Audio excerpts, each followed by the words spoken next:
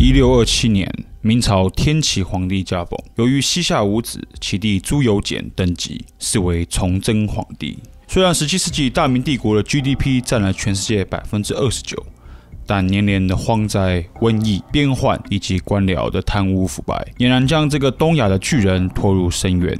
崇祯即位以后，立刻大刀阔斧，改革帝国的政治经济制度，力图往狂澜之既倒，扶大夏之将倾。然而，一系列的天灾人祸、内忧外患，仍旧击倒了这200多年的大帝国。1642年，大清皇帝皇太极亲征，在松山击败20万明军，及辽总督洪承畴遭俘虏后降清。1643年，叛军张献忠攻破湖北，据武昌，自号大西王。同时，自1633年起，瘟疫逐渐在帝国境内蔓延。至1643年时，更大规模的瘟疫已蔓延到华北和华东地区。这一年，这场瘟疫直接造成了北京至少20万人死亡。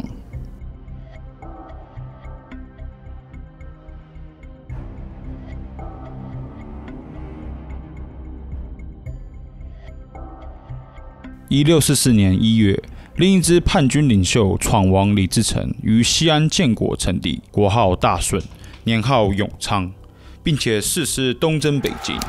2月，大顺军攻下汾州、阳城、蒲州，接着进军山西省省会太原。接下来，大顺只要拿下宁武关，便能无后顾之忧地进入京师郊区。然而，山西总兵周玉吉宁死不屈，于是于代州与闯军大战10余日，因为补给线出现严重问题，方才退守宁武关。然而，闯军仍无法顺利地拿下宁武关。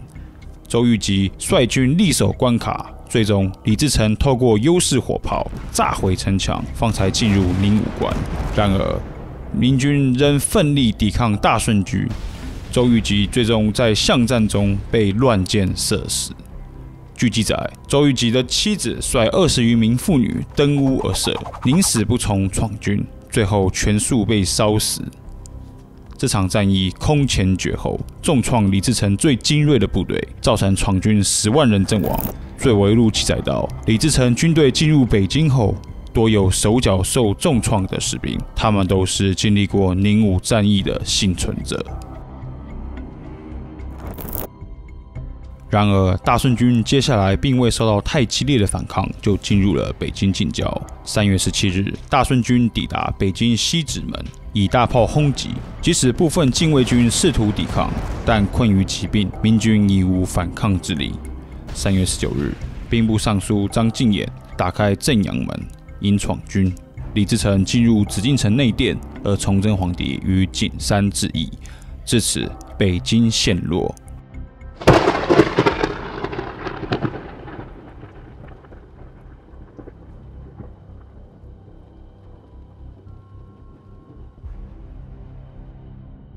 崇祯皇帝致意的消息引起了天下的轰动。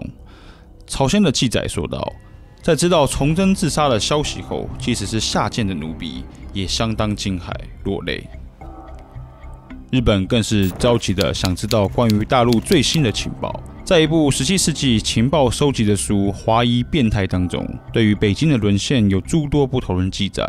有的记录说，李自成是来自于官宦之家，祖父是兵部尚书，是官逼民反才攻入北京的。这样的情报当然是错误的，但之所以会与事实相距如此悬殊，也正是因为日本积极想要了解大陆新的政治情势。华夷变态的一个暗语这样说道：虽然我们一直向唐人各个相寻，但因为他们都是远离北京之人，10人便有10种说法，全无一致口径。欧洲的知识精英也想了解当时北京的状况，在一份耶稣会的文件中，非常戏剧地描写了崇祯之死。当闯军东挥北京的情报传递给崇祯皇帝时，他相当的混乱，而且丧失了理智，像个野蛮人一般选择了最差劲的选项。当崇祯即将面对失去他的身躯和帝国之际，这位皇帝失去了灵魂。崇祯退到宫殿深处的森林中，皇后及皇帝最信任的大臣半之左右。崇祯亲手杀了他的女儿，公主宁可被他父亲所弑，也不愿意被叛军侮辱。崇祯以其血书控诉：我的大臣背叛了我，他们该死，百姓是无辜的。但愿我的死能保住我的荣誉。写完这段文字后，他在一棵树上上吊自杀。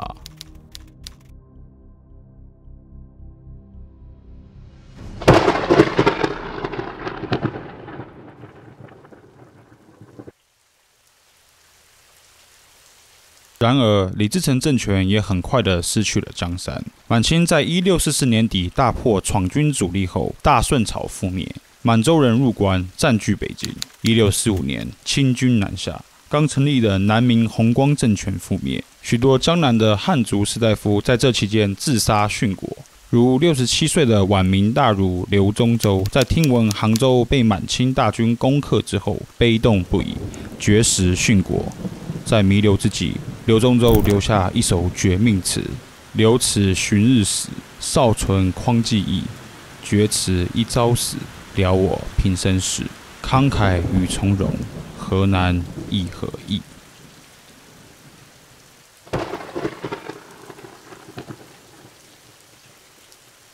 然而，此时又有另外一批拥护明朝正统的人们，努力地反抗满洲人的征服。郑成功就是其中一位。郑成功的抗清事业所影响的范围，不仅在他那短短39年的生命而已。他在台湾所建立的东宁王国，将中国的历史彻底拉进世界史的巨轮之中。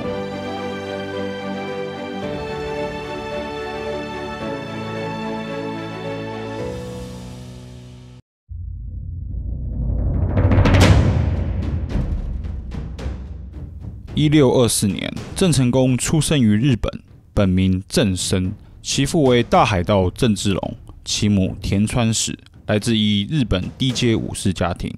历史上，我们对于郑成功的童年所知甚少。他理当受过日本武士的训练，但时间不长。郑芝龙在1631年，也就是郑成功7岁时，就派人到日本将他接回福建受教育。郑成功很早就展现了惊人的学习能力，11岁时便已熟读《春秋》，10岁时成为秀才。1644年，20岁的郑成功进入南京国子监进修，也就是在同年北京沦陷，崇祯自缢于景山。南方出现多个反满武装集团，其中郑芝龙是当中最有实力的军团。起先，郑芝龙支持福建的隆武皇帝，而郑成功也随父亲到了福州。然而，1646年，满清攻明，郑芝龙决心降清，隆武皇帝的军队被清军围攻，最终隆武投井自尽。自此，郑成功与父亲郑氏决裂，带着几十位亲信、2艘帆船登上厦门的小岛，誓言反清。首先，郑成功在南澳募兵300，并透过以寡击众的方式攻占泉州附近的武装盗贼宅子。郑成功的军事技能和统领能力，在这些小规模的战役之中逐渐培养起来。1650年，郑成功已掌握了一支训练有素、有实战经验的军团。虽然人数不多，但他们熟悉陆海战事，于是他们向郑家的老巢厦门展开秘密的军事行动。1650年秋天，厦门仍然被郑氏长亲所控制。郑成功带着几十位精兵来到厦门，以迅雷不及掩耳的速度发动了政变。顿时，这位26岁的少年成了东亚海域最强大舰队的指挥官，控制着4万人的陆水军团以及当时最重要的港口厦门。1650年年底，在围困10月之后，平南王尚可喜所率领的清军终于攻破广州，是为庚寅之节。意大利传教士魏匡国在其著作《鞑靼战记》中有这样一段描述：大屠杀从11月24日一直进行到12月5日，他们不论男女老幼，一律残酷的杀死。他们不说别的，只说杀死这些反叛的蛮子。最后，他们在12月6日发出布告，宣布封道。除去攻城期间死掉的人之外，他们已屠杀10万人。除了屠城的悲剧以外，广州城被满清攻破，意味着在西南的南明永历政权与东南沿海被切割开来，经济受到巨大影响。郑成功决定率军前往广州，然而郑家军许多部将对此一行动持反对态度，大将施琅便是其中一位。施琅认为此时派兵时机不宜，甚至说他做梦到这个行动会有很不好的影响。但郑成功不接受部将的意见，反而卸除了施琅的指挥权。然而，事实也如施琅所意料一般，郑氏舰队在前往广州的路途上遭遇台风，造成人力物力巨大的损失。雪上加霜的是，清军在得知郑军南向之后，偷袭了厦门。唐叔郑芝绾见清军袭击，直接放弃抵抗，任清军进城搜刮，大量的战备米粮和枪炮被洗劫一空。郑成功手任郑芝绾，并整装部队，开始对福建沿海的城市、山寨进行武装骚扰。郑成功重新组织部队单位，每队壮丁手持2英寸厚的藤牌，抵挡清军的箭矢和骑兵部队，并以长距离的刀刃混搭火箭、火筒，以手代攻。郑成功的威望在这过程中逐渐建立起来。不少地方军阀加入郑家军，从几十人的乞丐部队，这时的郑成功已成为割据闽南的精锐势力。1652年4月，郑成功陆海军包围漳州，清朝为解漳州之围，出动数百艘战舰进犯厦门。郑军方面也出动战舰迎击，双方交战于崇武。清朝水师大败，郑成功俘获500艘清军战舰，100多艘粮船。这场战役是明郑与清帝国水师的关键转捩点。自此以后，明郑水军完全碾压清朝水师。另一方面，在陆战部分，清朝大军逼近漳州旁的海城，运用优势的陆上兵力和炮火，完全压制了郑军的守备。1653年5月，清军的优势火力的掩护下，开始渡河。一位郑成功的部将杨英回忆这场战争时说道：“始如雨下，人难战力，我兵战作死惧。”然而，郑家军的敢死队早在此之前在河道埋伏好了炸弹，待清军一登上河岸，郑成功下令引燃火星，地雷轰炸，清兵立时尸横遍野。杨英回忆道：“这一场对抗是死中得生，岂止是背水一战？如果不是国姓爷亲自作战监督，我们不可能逃此险境。”至此，清朝的福建陆海军接受到严重的打击。1655年，满清再次集结部队进攻闽南地区，铁帽子王爱新觉罗嫉妒，率领满蒙汉军进攻明郑控制的区域。郑军在陆战部分节节败退，郑成功决定放弃城池，退守海上。1656年4月，清水师再次集结战舰，准备进攻厦门。郑成功也集结主力舰队于围头附近，战火一触即发。郑军水师大破来犯的帝国战舰，清朝水师溃散。帝国官员至此才真正意识到，大清在海上完全不是郑军的对手。于是，在6月，清廷颁布禁海令，不许大清的船只与明郑来往，违者论死。然而，这项政策反而使得明郑彻底垄断了东亚一带的海洋贸易，使得郑军更为强大。在这段期间，郑成功重整军队，建立明确的信号系统。此外，他还打造了一支新的精英部队，虎卫清军。士兵从头到膝盖都包覆着重装铠甲，手持盾牌和头盔，皆画上凶恶的虎面，为的就是对抗满清强大的铁骑部队。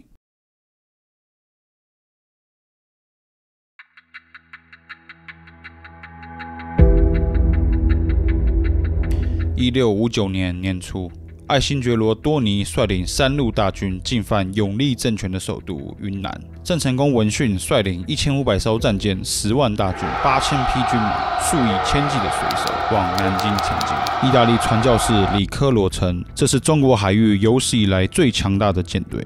郑军顺利统治了长江沿岸的重点城池，尤其拿下了瓜州和镇江，更是意义非凡。因为这2座城市位于大运河的节点位置，控制了这2座城，意味着切断了大清南北的粮食枢纽。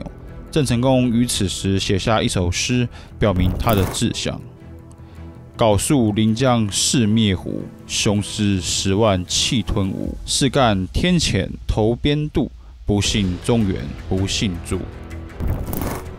接着，郑家军包围南京城，但是郑成功只围不攻，希望南京居民自愿投降。后世许多历史学家称这是郑成功得意忘形的结果，但实际上南京城坚若磐石，易守难攻。若发动攻城战，必消耗大量部队。若在满清主力部队来到的时候，便因为攻城而有大量的消耗，那之后更是难以抵抗机动性更高、火力优势的满清军队。郑成功需要的是直接面对清军主力部队，并且消灭他们，才有可能真正迫使南京投降。然而，清朝的南京指挥官萨哈尔察卡卡木出城与郑成功一决死战。不熟地形的郑军，由于兵营之间相距过远，协调不易，个个被满清军队前后包抄，只能往长江退守。卡卡木同时布置了大清硕果仅存的战舰偷袭郑军，给从路面撤离的郑成功部队造成巨大的损失。最终，郑军在牺牲了2万名士兵、几百艘战舰之后，退出长江流域。虽然胜利，但清军也是惨胜，八旗部队于此一战折损过半。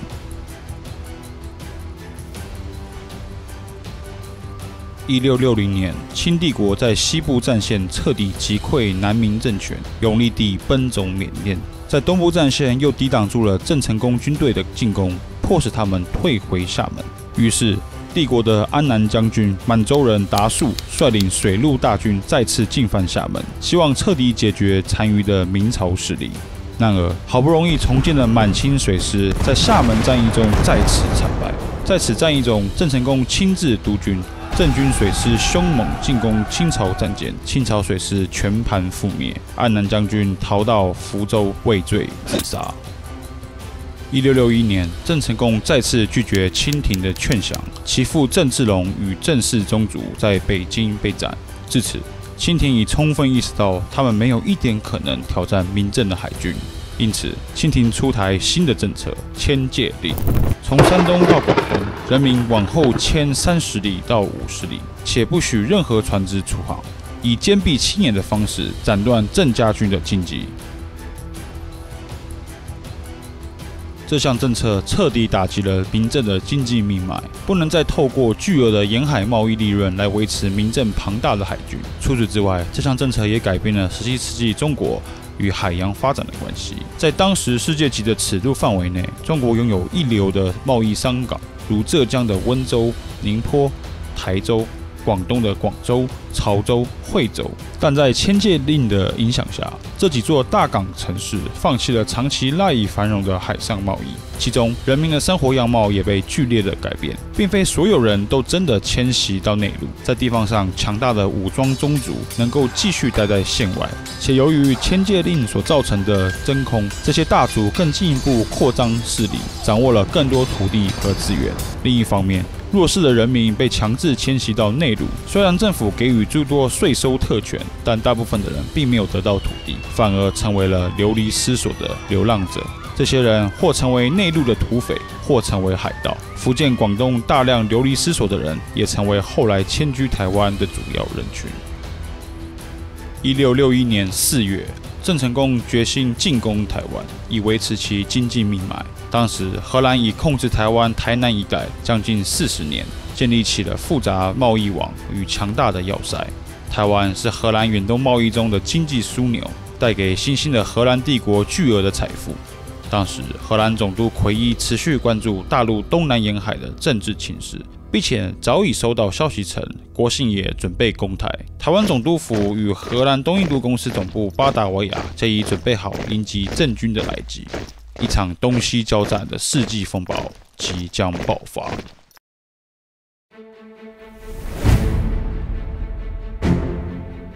1624年，一直寻求在大明帝国周遭建立起殖民据点的荷兰人撤出了澎湖，在明帝国的授意之下，转投台湾大园一带。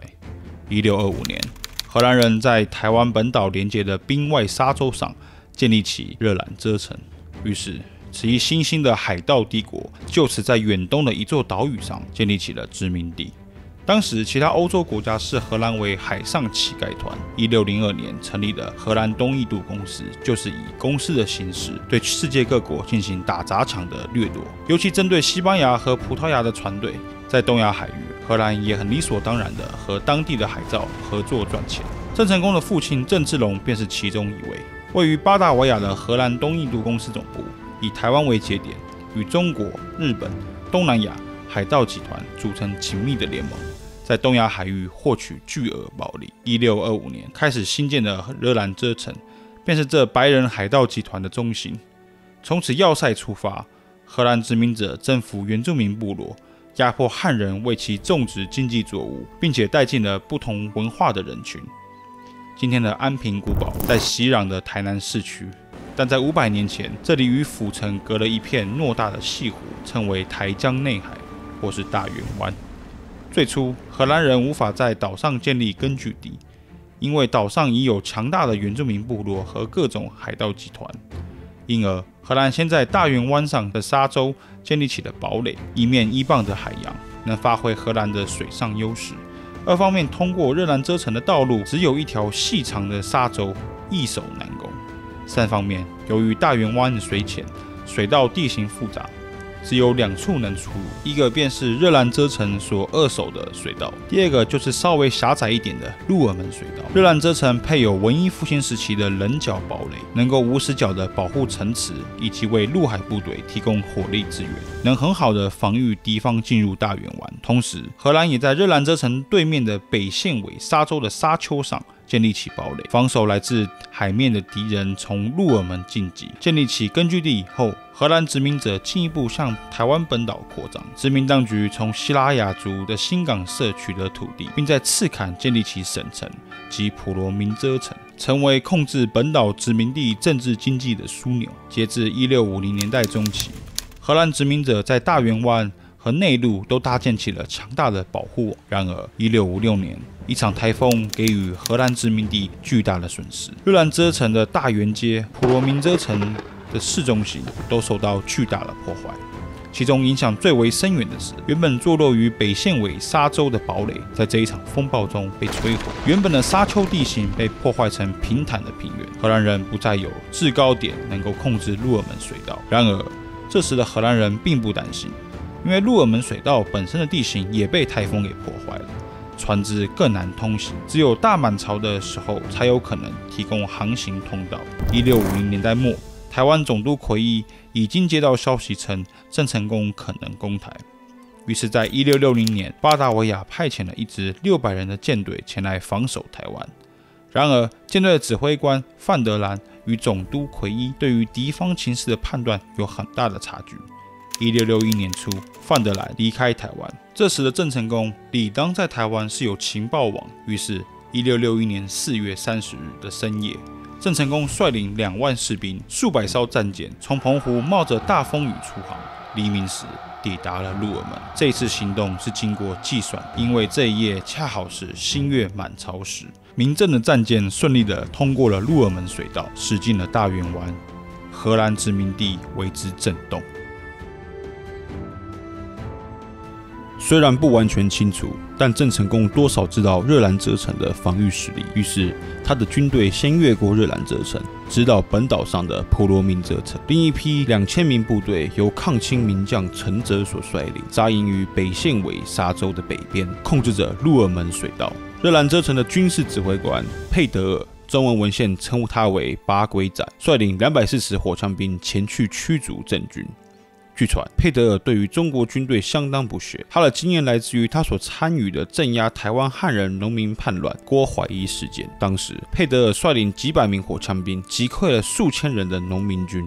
然而，不同的是，郑成功所率领的是当时东亚大陆最有纪律的军队之一。佩德尔的火枪部队在对阵初期占了上风，眼见民政军队向后撤，于是佩德尔真以为能像击溃农民军一般击退陈泽的部队。佩德尔部队深入北境，却没有发觉有另外一批部队已悄悄从沙洲南方登陆，准备包抄荷兰军队。当佩德尔部队意识到时，第二批民政军队已从后方的沙丘杀下来，在陈泽的指挥下发动总攻，两面包夹，荷兰最精锐的火枪军遭到屠杀。从此以后，荷兰殖民者再未出城迎击郑军。海战方面，荷兰出动3艘战舰，最大的战船配有30门大型火炮、5门巨型筒炮，最小的一艘也配有数十门火炮。反观民政的帆船，顶多每艘配2门大炮，虽然中式帆船在数量上占优势，但他们基本上无法靠对轰取胜，必须贴近荷兰战船，靠人力优势攻上荷兰舰队。这场海战维持了1个多小时以后，明郑的水军始终无法攻占荷兰战舰，于是下令撤退。但也就是在明郑水军撤退的时候，荷兰最大的战舰突然爆炸，原因是船员操作不慎，在船上点燃了火药。在失去这艘拥有30多门大炮的战舰以后，荷兰彻底失去了制海权。明郑水军在路面和海面彻底控制了台湾。国姓爷的军队很快包围了普罗民遮城，普城指挥官在5月6日开城投降。不到1个礼拜，郑成功就控制了荷兰殖民地的核心地带大园湾和普罗民遮城。这时的他确信，只有1000名的士兵的热兰遮城很快也会放弃抵抗。但事实是，热兰遮城与郑军对峙了将近1年之久，数万名郑军不是战死，便是饿死或病死。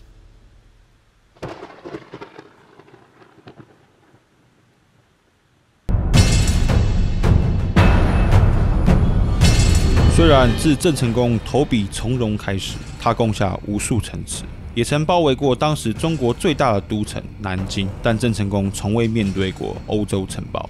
热兰遮城可能比福建许多盗贼宅子还要小，但除了欧洲的精锐火炮以外，人堡的设计将带给郑军极大的麻烦。人堡出现于文艺复兴时的意大利，很快这样的设计就传遍欧洲大陆。这种突出结构带给守军全方位的防御视角，攻城部队不但要受到各个角度的火力攻击，攻城方的背部也在守方的火力范围内，这是前所未有的设计。人堡全面改变了欧洲的战争样貌，没办法靠着数量优势进攻城池，攻城方必须做好持久战的准备，用围困的方式迫使防守方主动放弃。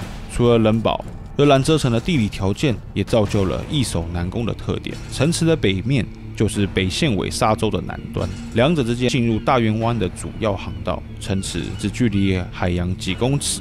郑成功的军队若想从此进攻，就必须在登陆时受到近距离的炮火攻势，因而不太可能从此发动攻击。位于热兰遮城东边的是热兰遮城镇，这里没有城墙保护，郑军能够安全地从一旁的港口登陆，也可以利用城镇来掩护军队的行动。然而，从城镇接近热兰遮城，仍需横跨一大平原，即使这些年盖了绞刑台和市集，基本上也是个无遮掩的地带。郑军若想从此进攻，伤亡也会不小。最脆弱的地方约莫是西方和西南方，这里遍布山丘，有利于步兵行动。荷兰人在设计城池时也意识到了这点，所以在最高的山丘上建立了一座碉堡，而此碉堡也在热兰遮城的火力范围内，两边可以交叉掩护。郑成功在事前很可能没有意识到这座小城池的防御深度，在他过往的战争经验里，郑成功偏好以威吓的方式不战而屈人之兵，再来就是用围城消耗，再以精锐的部队破坏守方的大门。一名被郑军俘虏的荷兰人在事后曾回忆道，他观察郑军最精锐的部队不是用来强攻城池的，而是用来冲撞城门的。在这样的思维之下，郑成功并不急于用大炮炸毁城墙，而是瞄准荷兰的大炮，同时部署部队接近对方堡垒的死角位置。等到荷兰大炮殆尽后，精锐部队便进攻城池最脆弱的之处。然而，郑成功的战略显然在面对热兰遮城时完全不奏效。1661年5月25日，郑成功宣布从东边的城镇进攻热兰遮城，郑军建立好了密密麻麻的炮台，瞄准热兰遮城的火炮。然而，荷兰比起郑军更加精准。与此同时，准备破坏热兰遮城的部队找不到这座堡垒的视野死角，久久无法接近。而突出的人堡结构带给郑军巨大的伤亡。几个小时后，郑成功意识到了自己先前的天真，他处罚，而且处死了几位进攻将领。他怒不可遏，但他的理智告诉他，这座城池不太可能强攻下了。于是，在短短3小时内，郑成功的1万人部队就从这地区撤回普罗民遮城。除了军事行动的执行不顺利以外，郑军还遇到了更严峻的问题——饥荒。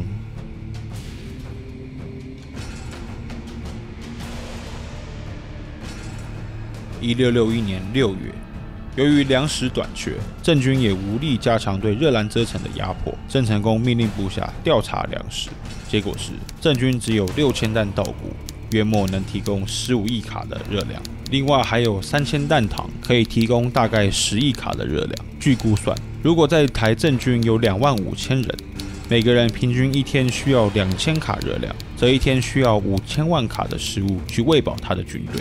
换句话说，6000担稻谷只能够维持郑军食用1个月，3000担糖顶多再支撑20天。因此，郑成功此刻只有2个月的粮食。郑成功很快就放弃了攻城的计划，将精力转移到建立农业殖民地的之上，如同荷兰殖民者也曾做过的那样。郑成功宣布斯坎地区为东都明京，并发布一段谕令，宣布武装屯田政策的到来。其中，他不只命令文武官员、士兵参与屯田，就连官兵家眷都必须进来须臾，一同建立根基，一依子孙。郑军向南北扩张。郑成功下令不许军人骚扰中国移民和原住民部落，但事实可能没那么简单。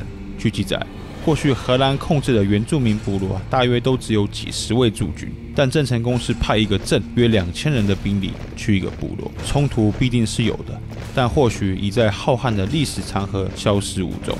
但因为往南和往北的郑军都有荷兰测量师的跟随，我们得以稍稍了解这2批部队的故事。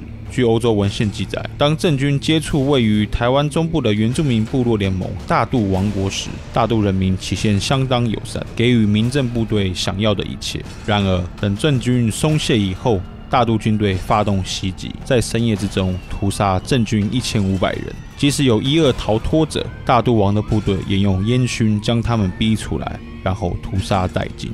另外一支前往今天恒春一带的部队，则被廊桥人屠杀700人。此外，或许由于迁界令的原因，厦门方面没办法提供太多的粮食给台湾的郑军。又有许多记录指出，该年台湾海峡的天气极为糟糕。郑成功的继兄郑泰所派遣的粮船皆没成功横渡台湾海峡。另外一方面，热兰遮城内也面临巨大的危机。这座要塞已经容纳了1700多人，是原本设计时的3倍之多，卫生环境逐渐下滑。即使热兰遮城拥有足够的战备粮食，1年的米和鹿肉，但只吃米和肉，事实上没法提供足够多的营养。这一年夏天，越来越多荷兰人死于坏血病、神经衰弱等疾病，双方都惨不忍睹。哪一方能取得外面的援助，打破僵局呢？1661年8月的某一天，郑成功部队和热兰遮城的守备军皆因为水土不服、疾病、营养不良、饥饿而出现大量死伤之疾。大圆湾的外海出现了12艘巨大的船舰。热兰遮城的长官奎伊看到这幅景象，激动不已，称全能的神站在了荷兰这一边。同一时刻，郑成功也在过去的普罗民遮城东都明京看到了这一幕。没有明确的史料说明当下郑成功的反应如何，但根据一位荷兰俘虏称，明京内的官员仿佛丧失理智一般，东都明京毫无准备。原本征台的2万大军，如今战死、病死、饿死的已达数千人，而绝大部分的部队在南北垦荒种植。明京内部只有几百位士兵和家属，命运之神似乎正在悄悄地离开郑成功。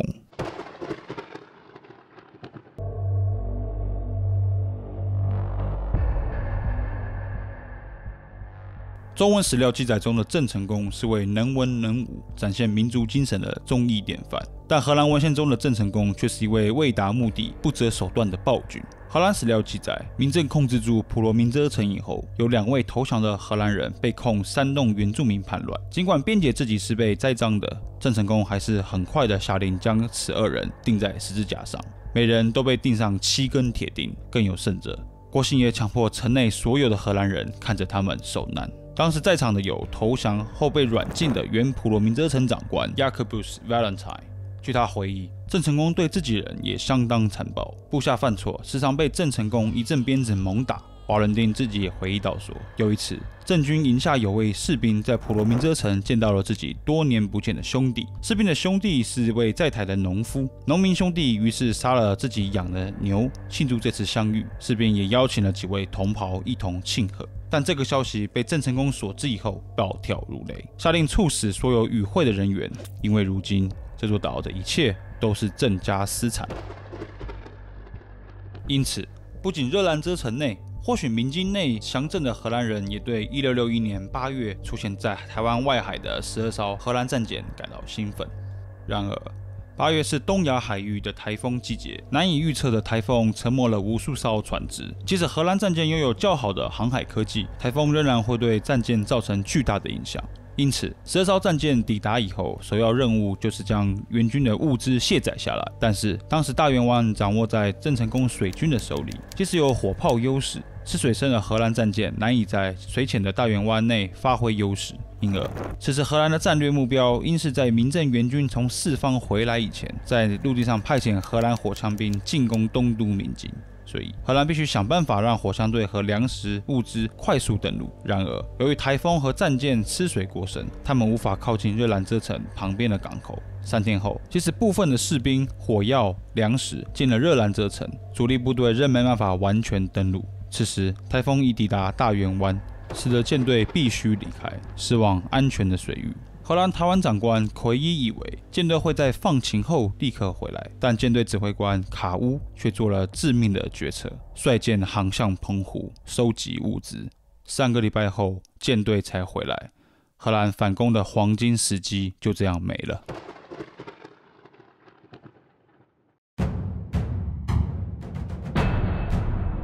然而，即使黄金时间过了，荷兰仍然拥有巨大的优势。首先，民政的屯田政策尚未有结果，加上往南北屯垦的部队皆不受原住民部落的欢迎，伤亡惨重。若进行持久战，郑军难以支撑。当时郑成功粮食取得途径只有2个：第一，抢夺当地著名的粮食；第二，依靠厦门的接济。荷兰台湾长官奎伊掌握了12艘先进战舰，其中5艘是大型驱逐舰，配有50多门大炮。荷兰人完全可以封锁澎湖到台湾这一段的航道，使郑军断粮。然而，台湾总督府却做了一项愚蠢的决定，他们希望快速解决这场战事。1661年9月16日，台湾长官奎伊发动总攻。首先，荷兰要解决位于热兰遮城镇的民政炮台。民政火炮相当有效率，若正面迎击会导致不少战舰受损。于是奎伊决定从炮台的后方袭击。这使得荷兰战舰不得不驶入大园湾内。注意，每次只要有台风，大园湾的沙面结构都会被改变，这次也不例外。新的地理形态使得大型战舰没办法在正确的位置上瞄准民政的炮台，许多炸弹甚至飞越到热兰遮城的上空。与此同时，另外7艘中小型驱逐舰负责保护5艘主力舰队不被民政水军游击骚扰。然而，虽然荷兰拥有火力优势，但在纪律上却大输郑军。7艘中小型舰艇眼看炮火迫使民政船队向后撤，因而不顾其原本的职责，深入大园湾追击郑军的舰队。但是越接近陆地，风速降低，这7艘中小型战舰因而丧失了机动性。等到荷兰人发现时，半年前击溃荷兰指挥官佩德尔火枪队的陈泽将军再次领着民政水军回来。这次荷兰海军再次遭到屠杀。另一方面，这时郑军已将炮火转向敌方的5艘战舰，荷兰无法瞄准民政的炮台。但后者的火炮准确又有效率，在此过程中，荷兰最大的战舰被炸毁。虽然另外4艘撤离，但只有3艘顺利返回热兰遮城，另外1艘搁浅在沙洲上，被郑军所夺。至此，荷军再次大败。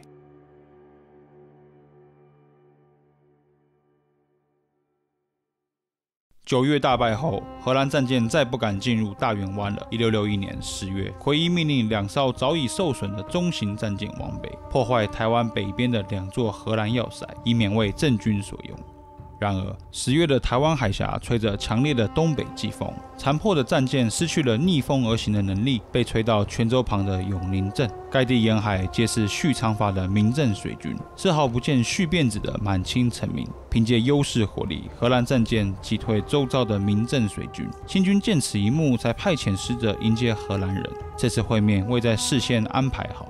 双方之所以被联系到一块，完全是因为命运的安排。满清使者领着荷兰人走陆路到福州，会见闽浙总督李帅泰和晋南王耿继茂。耿继茂向荷兰使者提出联盟的邀约，声称大清已备好了新的舰队，希望与荷兰一同剿灭郑军势力。耿继茂的信在11月送达热兰遮城，奎一见信后相当高兴，并深信胜利的曙光将重返荷兰。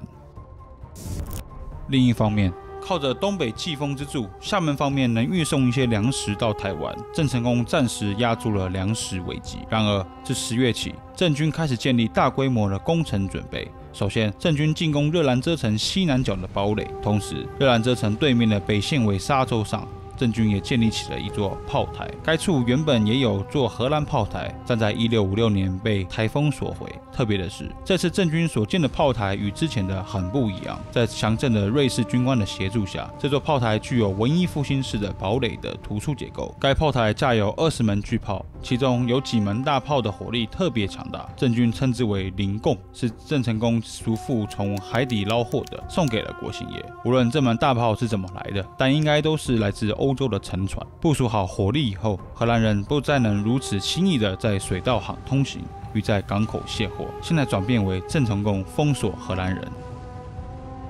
因此，清荷联盟可以说是命运给奎一的另外一次机会。现在的问题是，谁要去回复耿继茂呢？作为台湾最高长官，奎一本人无法亲自去。这时，巴达维亚舰队名义上的指挥官卡乌自愿，奎一和其他议员没有理由拒绝他的自荐。然而，自卡乌来到热兰遮城，他的指挥权完全被奎一架空，丝毫没有任何权利，早就对奎一心生不满。1661年12月初，当时的空气冷冽至极，强烈的东北季风呼啸而过，卡乌一干人率着战舰出使中国。奎一诚心希望这场联盟能够成行，然而卡乌从未开往中国，而是回到了巴达维亚。卡乌声称，因为北风太强劲，他们才无法完成任务。卡乌一边请求巴达维亚支援台湾，一边打奎一的小报告，批评他毫无领导能力。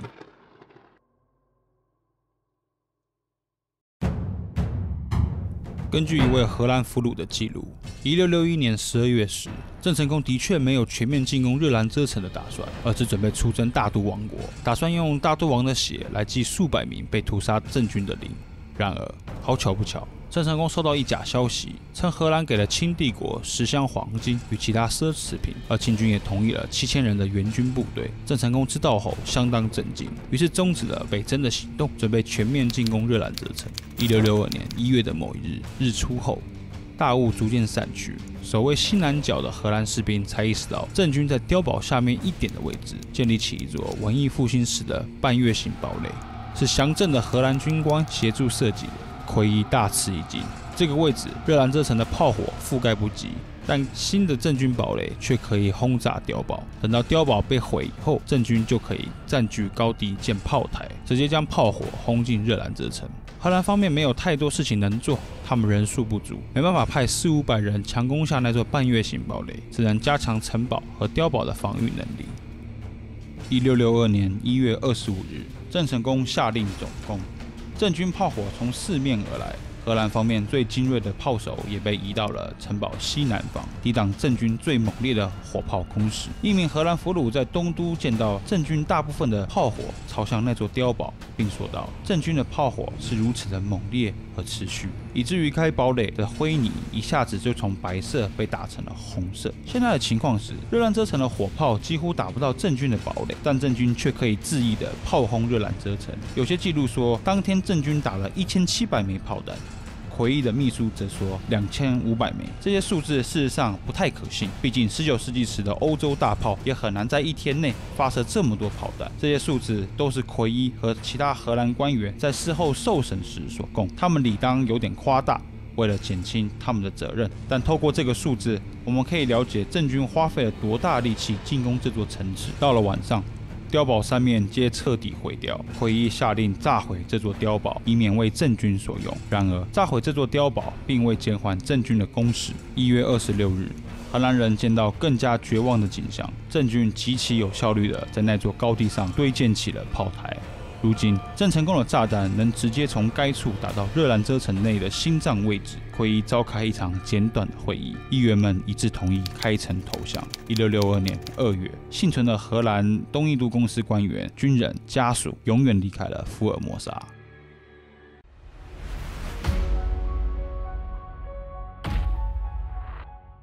攻下热兰遮城后，郑成功并未放松，甚至一点开心的感觉都没有。在其作的一首诗《赴台》中，郑成功说道：“开辟金正足何宜，10年始克复先机。”意思是说他花费了很大的力气建设台湾，驱逐荷兰人，整整10年的准备让他恢复了祖先的基业。这里的意思并非台湾自古属于大明，正好相反，郑成功一直认为台湾是郑家的私产，是郑芝龙开发的，只是后来为荷兰人所窃据。田横尚有3000克，如苦监官不忍离。史记里面的田横在秦末时期称齐王，养有510克。但后来刘邦取得天下以后，田横不愿意向刘邦称臣，于是在洛阳自刎。田横的510克在山东外的海岛上闻此消息后，全一同跳海自尽。郑成功于此处自比为田横的10克，不忍心背叛他的主君，所以说如苦监官不忍离。事实上，当时郑成功为2件事情所烦恼：第一，他听闻在菲律宾的西班牙又准备屠杀当地的华人。于是他招来了天主教传教士李科罗，为其捎信给西班牙总督，要求他们进贡臣服于他，否则就要血洗西班牙。第二，在台湾的郑成功与厦门的关系越来越差，尤其是1662年的春末，郑成功听闻其长子郑经与弟弟的乳母通奸，并诞下一子。郑成功怒不可遏，称此为乱伦，要求厦门的负责人继兄郑泰杀了郑经、乳母他们的婴儿与郑成功的大房夫人。因为大房没有管理好家里，然而郑泰杀了乳母、婴儿，却拒绝处死郑经和夫人。郑成功闻讯后极端愤怒。根据一份文献记载，郑成功在1662年春末到6月，状态有很大的变化。过去的他虽然残暴，但他的理智仍然帮助他做正确的抉择。然而，这时期的郑成功常常几乎是发狂状态，时常做出不明智的决定。根据一份中王文献记载，5月初1，西历6月13日，郑成功当时已受风寒，但当时的郑成功仍然在处理政务，但病情很快急转直下。西历6月23日，郑成功将药丢在地上，大呼：“我自从国家有难开始，已从容17年，如今已是进退无据。”又增了很多孽。如今我困于一边荒之地，马上就要离开人世，忠孝两亏，我这是死不瞑目。老天为何让我这孤臣到此极地呢？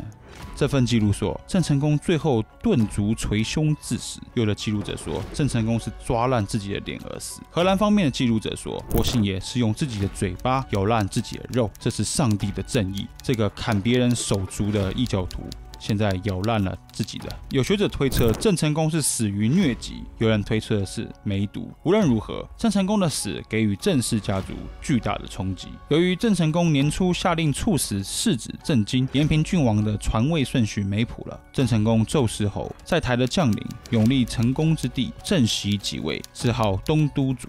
然而厦门的郑经自号世蕃，准备东征靖难，抢夺王位。郑经最终控制了台湾，并改东都明京为东宁。在郑经手上，明郑在台湾建立起了稳定的政治结构。然而，我们对这段历史仍然所知甚少。下一期，本频道将正式出品第1集《东宁王国的创建史》，我们将呈现郑经如何取得王位，政治上做了哪些建设，以及东宁王国如何垄断东亚海域的海洋利润。请持续关注历史卫视。